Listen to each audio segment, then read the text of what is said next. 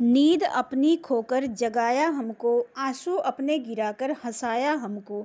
कभी मत भूलना उस महामानव को, जमाना कहता है बाबा साहेब जिनको। आप सभी लोगों को बाबा साहेब अम्बेडकर जी की जयंती यानी जन्मदिन की हार्दिक शुभकामनाएं। बहुत बहुत बधाइयाँ। डॉक्टर भीमराव अम्बेडकर एक बहुप्रतिभावान व्यक्ति थे, जो कि एक सफल राजनीतिज्ञ, प्रोफेसर एवं समाज सुधारक भी थे। उनका जन्म 14 अप्रैल 1891 को मध्य प्रदेश के महू प्रांत में हुआ। बचपन से ही भीम प्रतिभा के छात्र थे। स्कूली शिक्षा पूर्ण होने के पश्चात उन्होंने अर्थशास्त्र में डॉक्टरेट की उपाधि प्राप्त की। कुछ वर्षों तक विश्वविद्यालय में प्रोफेसर की सेवा भी दी और उन्होंने वकालत भी की।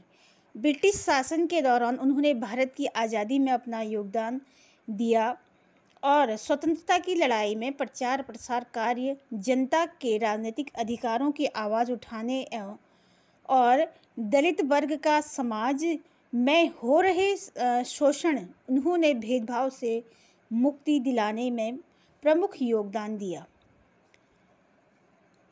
दलित पिछड़े वर्ग के अधिकारों के लिए उनके द्वारा कठिन संघर्ष किए गए और बाबा साहेब को बचपन में छुआछूत की प्रथा का शिकार होना पड़ा।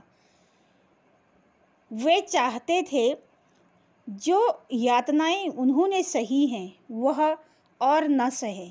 बाबा साहब एक हिंदू महार जाति से ताल्लुक़ रखते थे।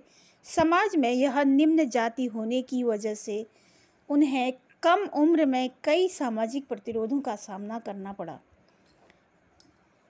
इतना ही नहीं, उन्होंने दलितों के अलावा पूरे मानवों के लिए एक समान कानून बनाया। उन्होंने महिलाओं को बराबरी का अधिकार दिलाया और मजदूरों के लिए 12 घंटे मजदूरी का उन्होंने 8 घंटे में तब्दील किया। हम सभी भारत में जातिवादी को लेकर भली भांति परिचित हैं।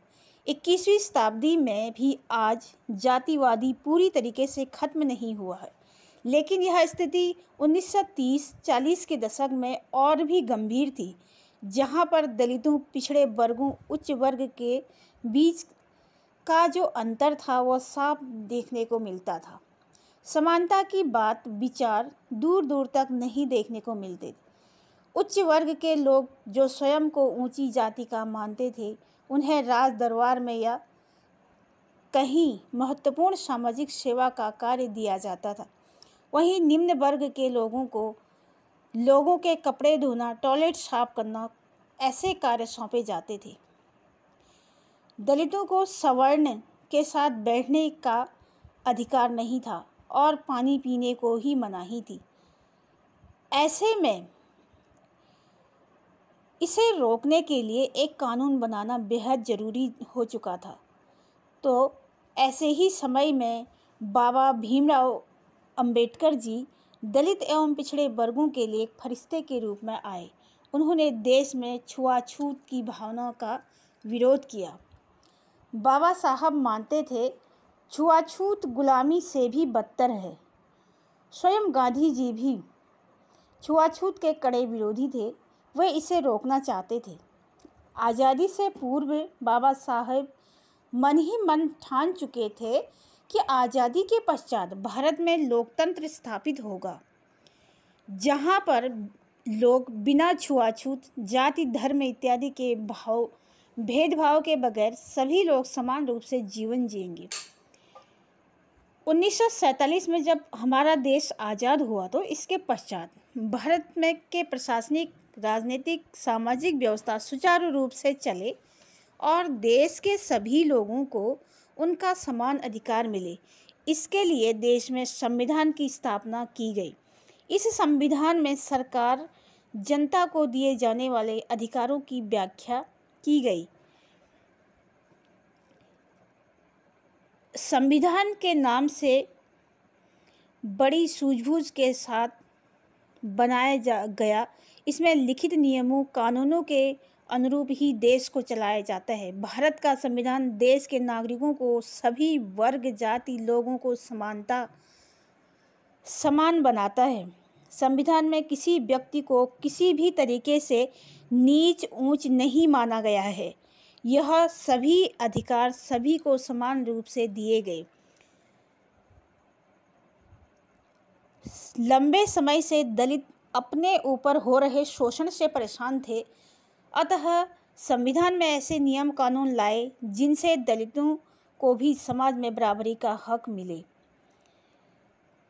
संविधान को बनाने में 2 वर्ष 11 माह 18 दिन का समय लगा, जिसमें भीमराव अंबेडकर संविधान मसौदा समिति के अध्यक्ष थे और उन्होंने बोला था,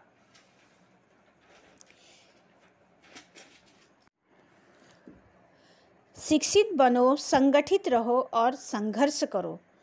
आज़ादी के बाद भारत का संविधान बनाने में जुटी संविधान सभा के सामने 11 अप्रैल 1947 को डॉक्टर भीमराव अंबेडकर ने हिंदू कोड बिल पेश किया। इस बिल में बिना वसीयत किए मृत्यु को प्राप्त हो जाने वाले हिंदू पुरुषों और महिलाओं की संपत्ति के बंटवारे के संबंध में कानूनों को संहिताबद्ध किए जाने का प्रस्ताव था। और जब बाबा साहेब के बेटे राजरत्न की अचानक मृत्यु हो गई, उसी दिन बाबा साहेब को प्रथम गोलमेज सम्मेलन के लिए लंदन जाना पड़ा। बड़ा भाई भाग कर आया और बोला, भीम तू कहाँ जा रहा है? बेटे के आकस्मिक निधन से बाबा साहेब स्तब्ध रह गए। फिर भी उन्होंने अगले पल अपने आप को संभाला और भाई से कहा, आज अगर मैं लंदन नहीं पहुंचा तो करोड़ों दलित पिछड़े के अधिकारों की गांधी एंड कंपनी हत्या कर देंगे। मैं मेरे एक बेटे के लिए अपने करोड़ों बेटों को नहीं मार सकता। ऐसे थे हमारे पूजनीय बाबा साहेब, जिन्होंने इस देश के लिए बेहतरीन कार्य किए। 6 दिसंबर 1956 को इस महापुरुष ने अंतिम सांस ली। उनके द्वारा समाज एवं देश को बेहतर बनाने हेतु किए गए योगदान के लिए मरणोपरांत 1990 में उन्हें भारत रत्न से सम्मानित किया गया। बाबा साहेब के कारण ही बेटी को संपत्ति में बराबरी के अधिकार का कानून मिला। देश प्रेम में जिसने आराम को ठुकराया था, गिरे हुए इंसान को स्वाभिमान सिखाया था, जिसने हमको मुश्किलों से लड़ना सिखाया था, इस आसमां पर ऐसा एक दीप बाबा साहेब कहलाया था। तो आप सभी लोगों को पुनः बाबा साहेब अम्बेडकर जी की जन्मदिवस की हार्दिक शुभकामनाएं, बहुत बहुत बधाइयाँ। ऐसे महापुरुष को हमेशा सभी लोगों को याद रखना चाहिए। केवल दलितों के लिए ही नहीं, बल्कि पूरे समाज के लिए, पूरे मानवों के लिए उन्होंने एक दीपक दिखाकर रास्ता दिखाने का काम किया। तो इन्हीं शब्दों के साथ आप सभी लोगों को अगर ये वीडियो अच्छी लगी तो इसे आप लाइक कीजिए, मेरे चैनल को सब्सक्राइब कीजिए, ताकि आप सभी तक नई नई वीडियो पहुंचती रहे। थैंक यू, धन्यवाद। पुनः आप सभी लोगों को ढेरों शुभकामनाएं। धन्यवाद।